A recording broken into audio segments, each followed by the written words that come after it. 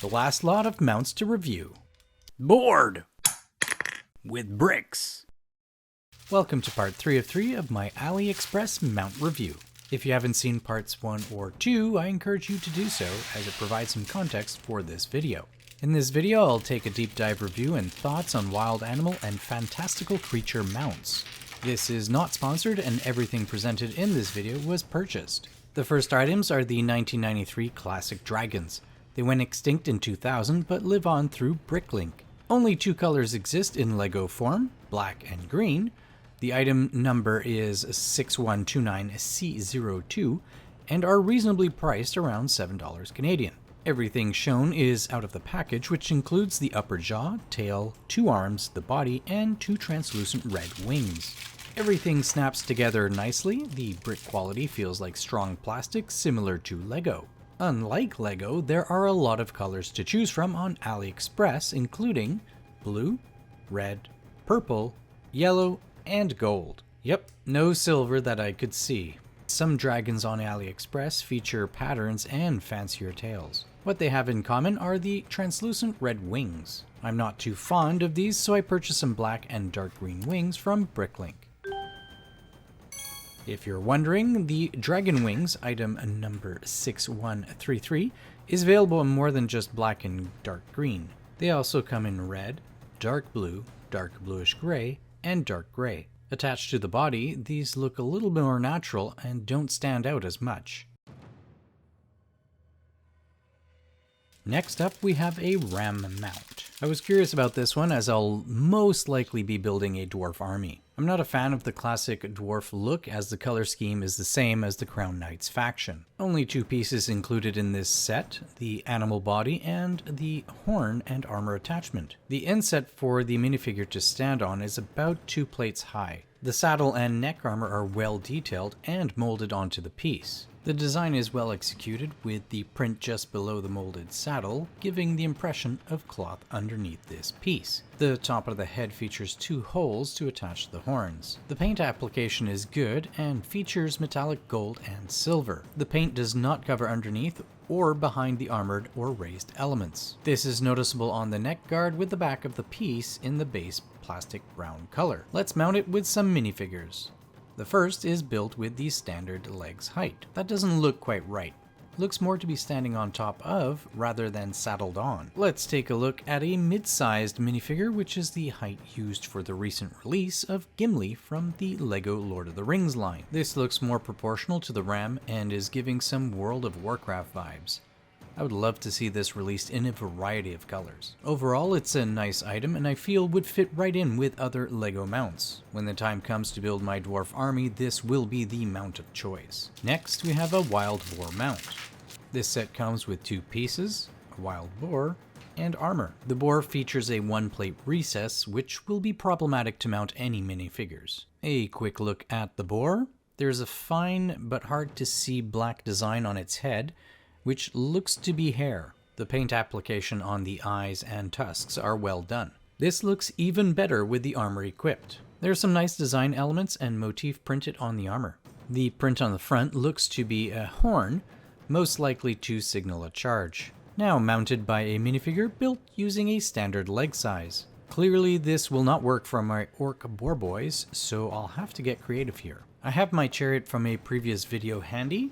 Let's have a quick look, and now let's attach it to the boars. Well, if the orcs can't ride them as mounts into battle, this will certainly do.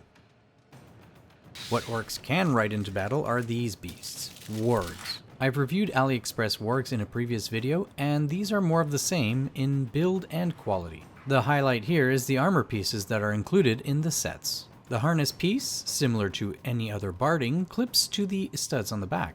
There's a slot in the armor for the tail to move up and down. The front armor piece rests on the head, while the neck piece connects and secures both to the mount. A quick breakdown of articulation while highlighting the harness details. At the time of editing, the harness comes in a brown and silver duotone color. Had it been available before, I would have purchased it instead, as they contrast the wargs better than the stale look these have. Sadly, you can't just purchase the armor, so I'll probably end up with more wargs than I originally planned. There was one issue with this order. One of the sets came with 2 neck pieces instead of the expected headpiece. Compared with an official older piece, there's more friction on the head area, whereas this part is very loose on my dated LEGO version. With an orc mounted, this piece looks menacing. Next up, we have a snow leopard. The build looks similar to a basic horse, so I'll assemble this quickly. Well, this is slightly embarrassing. After a few moments of pressing the parts together, this is the best I could make of it. Noticeable gaps on the side and shoulder blade, compared with the LEGO version, which has no such gaps. Side by side, we see the print quality is pretty similar. The spots even have a touch of dark bluish gray. On the other side, you can see that the print on the AliExpress version isn't quite as crisp. I tried a few more times to press on the pieces to reduce the gap here, but was not successful. A view from the front highlights the difference in the eyes. The LEGO version has the extra white dot on the iris. My objective with these big cat mounts is to use them for my night elves. I'll be using inverted bracket pieces as the saddle with silver 1x1 tiles as the leg armor. I only have part of my LEGO PAB orders, so I'll show the final result on Instagram once it arrives. I'll be using a similar technique for my Cold One Knights. Unfortunately, even a small gap will ruin those plans. I'll need to purchase a few more to see if this is an anomaly or a design flaw. Finally, we have the Pegasus. Pegasi? Each pack I purchased comes with everything on screen to build 2 Pegasuses. The base is your standard horse. This has a nicely decorated harness. Comparing with another horse from AliExpress, this version has a rope connected to the girdle. Moreover, the eyes look better on this version. A small difference on the front of the head print, with one just printing the strap. From a functional perspective, the head is not as rigid on this new piece, whereas the previous model has a stiffer head connection. The connection point for the wings is a small assembly of 3 1x2 plates, and 2 plates modified with vertical holder. You could switch out the top 1x2 plate for a tile if you don't want a mounted knight. I want to build a Pegasus knight because they're cool. Except for the goofy helm decor. Now with the wings attached, things are looking promising. I did notice a small issue which is consistent on all 6 Pegasi I purchased. There's a small gap in the print on the right hand side strap. There are also some scuffs on a few of the horses. Inconveniences aside, let's saddle up the knight. That's just not going to do. He looks like he's just sitting on top of the Pegasus. It's too bad because the horse looks good in most barding too. Wait a second. Huzzah! I reviewed these comparison barding in a previous video, and these clips can be rotated to accommodate the wings.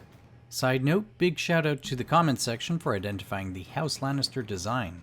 I guess I blocked out season 7 and 8 of Game of Thrones. For some odd reason, AliExpress has a LEGO compatible banner for House Bolton, but no barding. Rotating the wings gives the mount a more dynamic pose. Here we see some of the print issues with the black ink blotches noticeable on the head. Overall, the pieces in this order felt on par with LEGO quality plastic. Most of these mounts will be incorporated into my armies in various ways, though I'll need to conduct more testing on the Leopard mounts. I did notice that LEGO does have wings on Pick-a-Brick right now, so I might just pick a couple there. These are silver, so I'll equip them to my champion or knight hero. The boars, while really nice, won't be playing the role I originally wanted, which is used for orc mounts. They do look really good as chariot boars. I may pick up a few more just as wild animals for some D&D quests. The only mounts I probably won't use are the dragons. While I do like them, I'm just not sold on them for regiment, hero, or warlord mounts. On that note, that's all for this video. Which mounts would you consider including in your mocks or armies? And which ones would you like to see LEGO include in their inventory? Let me know in the comments below. Thanks for watching, and I'll see you in the next one.